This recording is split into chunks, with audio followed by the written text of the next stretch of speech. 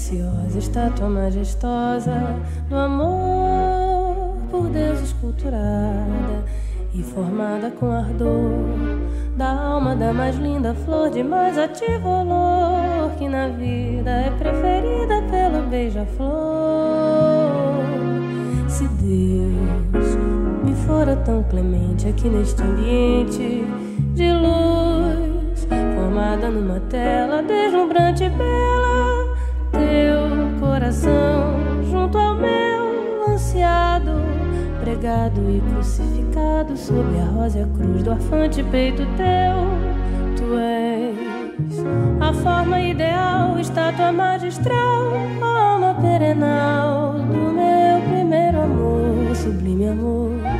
Tu és de Deus a soberana flor.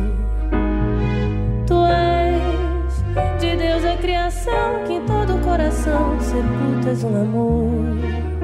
O riso afeador em sândalos olentes cheios de sabor, em vozes tão dolentes como um sonho em flor.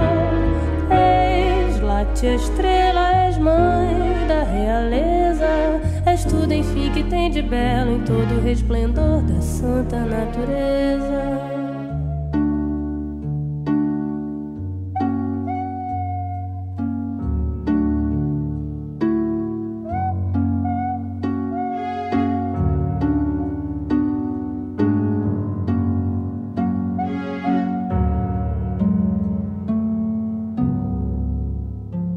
Perdão, se ouso confessar-te, eu hei de sempre amar-te, ó flor, meu peito não resiste.